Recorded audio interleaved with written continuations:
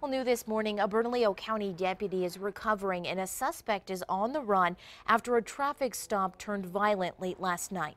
BCSO says two deputies attempted to stop a silver or gold Chevy Tahoe on Gun Club in southwest Albuquerque. They say that's when the driver sped off. The deputies managed to stop the car several blocks away. When they got out of their patrol unit, they say the Chevy then sped towards them, pinning one of the deputies. That's when the other deputy opened fire. The suspect then fled the scene. Now, it's unclear if the driver was shot. The deputy is expected to be okay. Also this morning, we're working to find out more about a crash at the Silverado Apartments near Osuna and San Mateo. Witnesses tell us a truck hit several parked vehicles before smashing into an apartment late last night. Now, police were on scene. They're still investigating what happened. A woman watched her sister die in front of her 18 years ago when they were kids. Now she's afraid it could happen to another child because that threat that caused her sister's death is back. News 13's Lizzie Mitri took her concerns to the county. It was actually a few steps down. Johanna Guerrero walked this path for the first time since 1997. She was 13. Her sister Laura Somerville was 9. Yeah, sorry. Yeah, so we were walking and the weeds were probably about 4 feet, maybe even higher. So she and her sister stepped off the curb to walk around on Arenal near Tapia. Walking like this and holding her hand as we walked around him, and as I stepped onto the asphalt, that's when she released her hand and when I saw the cement truck. The driver said the sun was in his eyes when the truck hit Laura. And she fell to the ground and I went to her side and she smiled. Tomorrow will be the 18-year anniversary of Laura's death. I still hurt, I still miss her. I don't want another family to have to experience what we experienced. That's why she says she's concerned when she sees weeds start to grow on both sides of the sidewalk in well-traveled areas of the South Valley near schools like Rio Grande High School.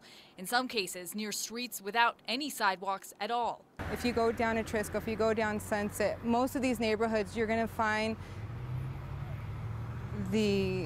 I want to say like the situation, the circumstances that my sister and I went through. We asked Bernalillo County about it. We've been working on it for all the 23 years I've been here. But David Mitchell says it's also up to property owners to clean their weeds, even out on the sidewalks, and to report problem areas. The thing that makes for a good neighborhood is the neighbors.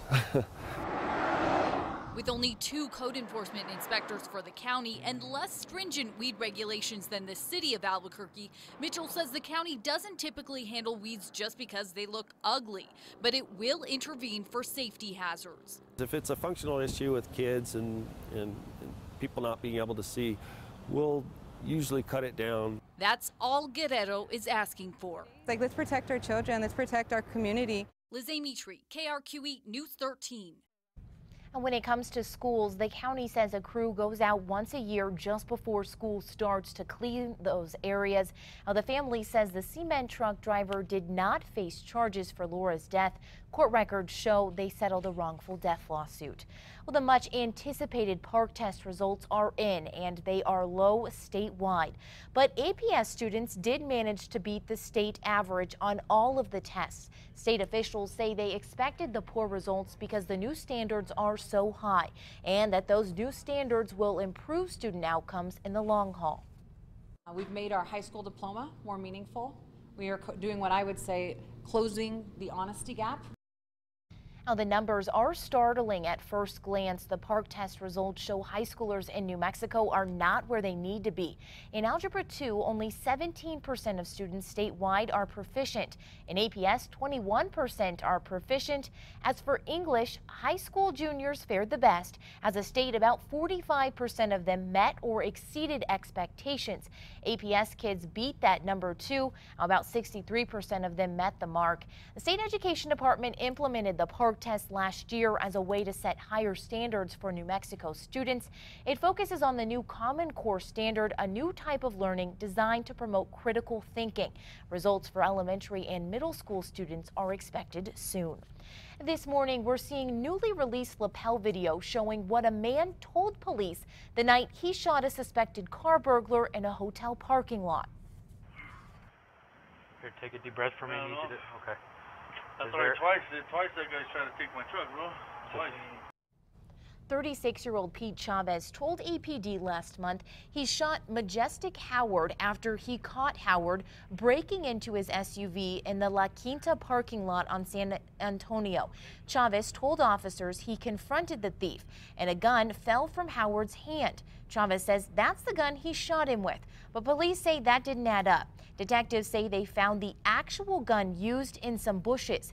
Chavez was arrested and charged with aggravated battery, tampering, and being a felon with a gun. Howard was sent to the hospital with a gunshot wound. He made the news last year when he crashed a stolen truck. Deputies say a murder in the North Valley was over a laptop. It happened early Thursday morning at a home on Elwood near Osuna and 2nd Street. According to the complaint, Dylan Ray Parker shot Joseph Mora several times in the driveway. Deputies say Parker was angry because Mora did not pay him $60 for a laptop. He's now charged with murder. A new study shows binge drinking is costing the U.S. economy hundreds of billions of dollars. The study released by the Centers for Disease Control and Prevention shows binge drinking cost the U.S. $249 billion in 2010. The costs come from the expense of alcohol-related deaths and increases in the cost of health care. In New Mexico, that comes out to $1,100 for every person in the state. The study defined binge drinking as consuming at least 5 drinks for men and 4 for women over the course of 2 hours. New this morning, Albuquerque police have arrested a man they say was holding a woman hostage in a home near Central and Wyoming for hours. Officers say the victim called them around 2 a.m. saying the man was holding her against her will. Police say the suspect was threatening to shoot the female and officers if they attempted to go inside the home. The SWAT team was called out. The suspect's name has not been released. Also happening this morning, bizarre video of Roswell police arresting a man on top of a building. It all happened last night. According to the Plains Valley Online News, someone called 911 after hearing banging sounds on the roof of a local motorcycle shop. It appears the suspect was trying to get into the business from the roof. Police had to call in the fire department to get him down. Well, the boy, who was only 15 when he murdered his entire family, has pleaded guilty. In 2013, Nehemiah Griego shot and killed his mom, dad, and 3 siblings, all under the age of 10. As part of a plea deal, he pled guilty to second-degree murder and 3 counts of child abuse, resulting in death yesterday. In January, a judge will make the decision on his sentencing. It's in the interest of both the family and Nehemiah to have an amenability hearing where we can, in a better forum, in a more appropriate forum, explore these issues related to his mental state. Griego's attorney says the teen should be sentenced as a juvenile, go through treatment, and released when he's 21. He says Griego is mentally ill, and a lot of it has to do with his different upbringing and being homeschooled. If he is sentenced as an adult, Griego could face anything from probation up to 3 life sentences. Now, we've posted the full plea agreement on our KRQE app. And it's a week since it ended, but APD says there was less crime during this year's balloon fiesta than ever before. APD credits their crime prevention plan for Albuquerque's most popular event. Officers were set up at 4 hotspots around the city, including the hotels where balloonists were staying. All that synergistically together as a collaborative effort led to one very successful operations plan with 18 in custody, 0 balloons stolen, a 60% reduction in auto burglaries, and a 50% reduction in auto thefts. APD says it has a similar plan in place for the upcoming holiday shopping season. This morning, police are looking for a group of armed robbers in northern New Mexico. Raton police say around 8 Friday morning, a trio entered the medicine shop armed with an AK-47, handgun, and taser and stole prescription drugs. They were gone within a minute. The 3 men left in a red Jeep that turned out to be stolen from Albuquerque. They left it in an alley, still running. A woman who police say stole from more than a dozen people is waking up behind bars this morning. 31-year-old Sheila Rosena is accused of receiving thousands of dollars worth of merchandise, which had been purchased with stolen credit cards. Detectives were able to identify about 13 victims, but she could be linked to more cases. Crime has been a big part of her life. We found past troubles with drugs, driving, forgery, and more. The man who deputies say kidnapped an 82-year-old woman near Las Cruces has been arrested.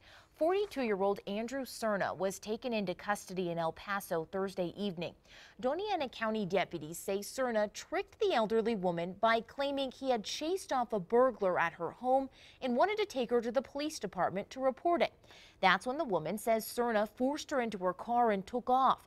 She begged him to stop and get her something to drink. That's when the woman ran into a convenience store and told the clerk. Cerna even allegedly tried to convince the clerk the woman was his grandma and was just confused. The clerk didn't buy it, so Cerna ran off. Now he's facing false imprisonment, burglary, and auto theft charges. Former UFC champ Jon Jones is now doing the community service required for a hit-and-run crash he caused. It's to go from someone who's so highly respected to a guy who just made such a dumb decision. You know, you can lose so much if you drop the dime.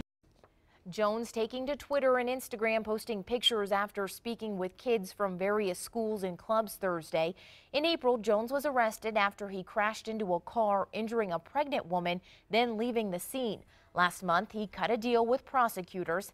He has to make appearances in front of kids explaining his mistakes. Now, former NBA champion Lamar Odom is showing signs of improvement. A spokeswoman says the NBA star woke up and spoke after being found unconscious at a Nevada brothel earlier this week.